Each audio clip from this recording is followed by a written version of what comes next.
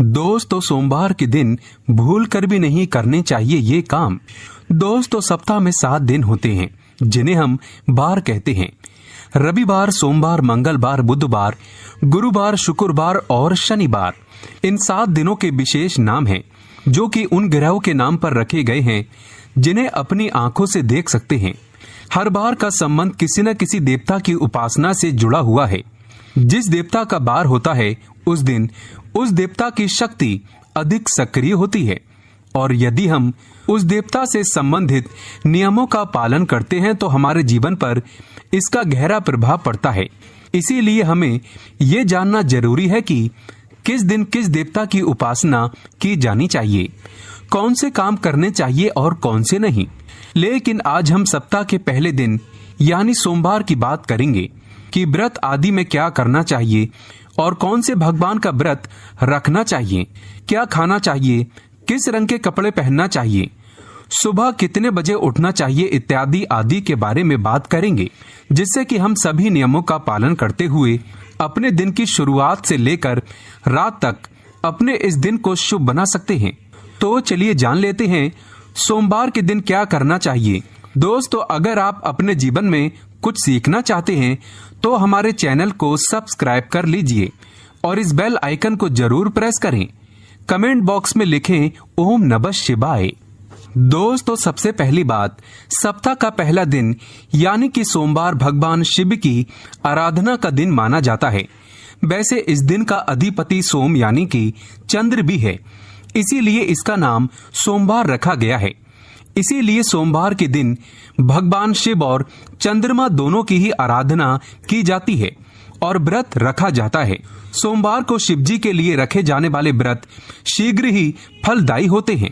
इसीलिए शिव जी के भक्त इस दिन अपनी किसी इच्छा की पूर्ति के लिए तथा सुख समृद्धि और शांति के लिए सोमवार का व्रत अवश्य रखें। वैवाहिक जीवन सुखमय हो तथा अच्छा जीवन साथी मिले, इस कामना के साथ कुंवारी लड़कियां विशेष रूप से सोमवार का व्रत रखती हैं। दोस्तों, दूसरी बात, ज्योतिष शास्त्र में सोमवार के दिन को विशेष रूप से भगवान शिव और चंद्रमा से जोड़कर देखा जाता है। इसीलिए इस दिन वे सभी काम करने चाहिए जो कि भगवान शिव को प्रिय है। भगवान शिव के मंदिर में जाकर गंगा जल अर्पण करना चाहिए और भगवान शिव को विशेष रूप से प्रिय बेलपत्र को जरूर चढ़ाना चाहिए। शिव जी को चंदन का लेप भी लगाना चाहिए और आटे की पंजरी का भोग लगाना चाहिए। रात्रि में चंद्रमा को अर्घ भी अवश्य देना चाहिए।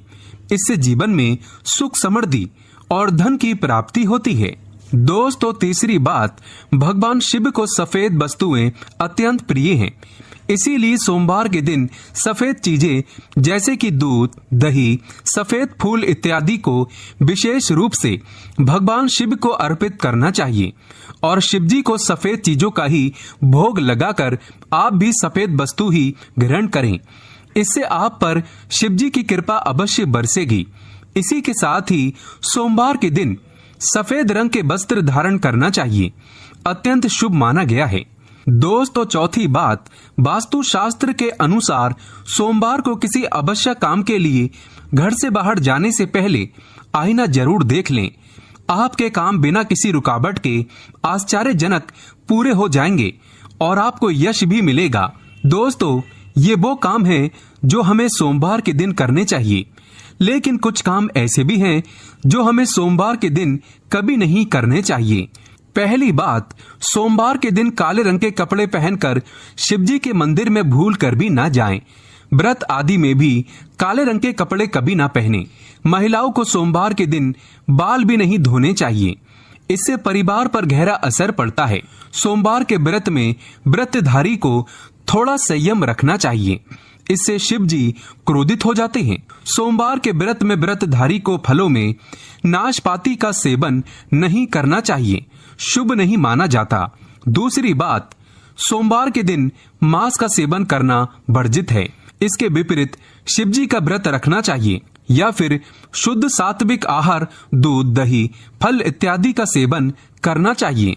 दोस्तों, तीसरी बात, सोमवार के दिन किसी का अपमान ना करें और बुरे अपशब्द ना निकालें। इससे जीवा पर बैठी मां सरस्वती का अपमान होता है और ऐसा बुरा व्यवहार सोमवार के व्रत में तो कतई ना करें, व्रत टूट जाता है।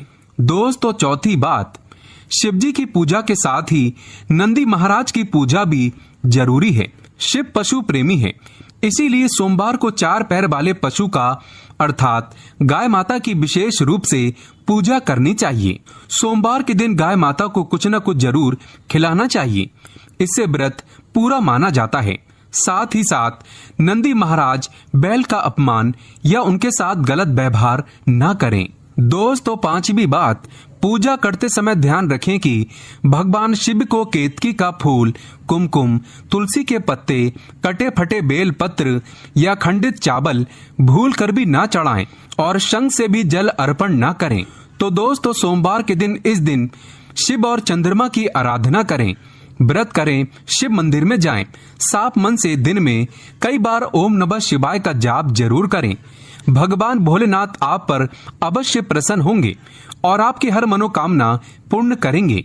दोस्तों, खासकर सोमवार के दिन शिव की पूजा के बाद भोग लगाकर गाय को कुछ न कुछ सफेद चीज जरूर खिलानी चाहिए, जैसे बर्फी, चावल, सफेद लड्डू वगैरह जरूर खिलाएं।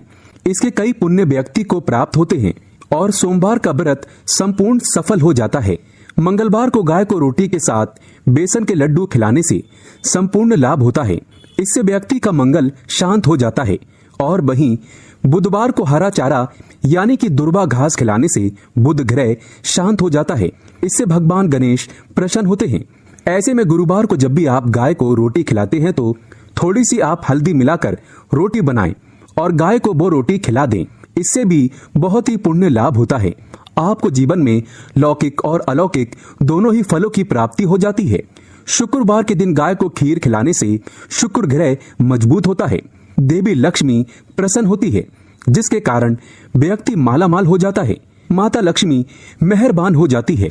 माना जाता है कि शनिवार के दिन गाय को काले तिल और उड़द पीसकर गेहूं के आटे में डालकर रोटी बनाकर खिलाने से शनि दोष शांत हो जाता है। दोस्तों, वहीं हर रविवार को रोटी के साथ गुड़ मिलाकर गाय को खिलाने से सूर्य की महादशा ठीक हो जाती है, व्यक्ति निश्चित तौर पर धनी बन जाता है। दोस्तों, अब एक परेशानी ये आती है कि शहरों में लोग ऊंचे ऊंचे फ्लैट में रहते हैं। फ्लैट सिस्टम होने के कारण गाय को रोटी खिलाने में जिसे भी परेशानी आती है उसके लिए एक उपाय है। आप जिस सोसाइटी में रहते हैं वहां गेट कीपर तो जरूर होगा। आप पहली रोटी बनाकर उस गेट कीपर को जरूर दे दें। जरूरी नहीं होता कि आप अपने हाथ से ही गाय को रोटी खिलाएं। आपके घर से तो रोटी का भाग निकल ही गया ना, इसीलिए आप गाय को रोटी गेट कीपर को दे दें। जब गेट कीपर गाय को रोटी खिलाएगा तो गाय आना अपने आप शुरू कर देगी, क्योंकि नियमित रूप से जिस घर से गाय को रोटी खिलाई जाती है, गाय अपने आप ही उस घर के दरवाजे पर आना शुरू कर देती है। फिर जब गौ माता आना शुरू कर दे तो कोशिश करें कि गेट कीपर से उसके आने का समय पूछ लें, फिर उस समय जाकर गाय को रोटी खिला दें। दोस्तों, एक बार जब आप अपने हाथों से गाय को रोटी खिला देंगे तो वो जरूर अपना भोग लेने आएगी। गाय एक निश्चित समय पर आकर सबके दरवाजे से अपना भोग ले लेती है। थोड़ा समय आगे पीछे हो सकता है, पर गाय माता घर की चौखट पर आती जरूर है और गाय दरवाजे पर आकर जोर जोर से पुकारती भी है ताकि आप उसे रोटी खिला दें।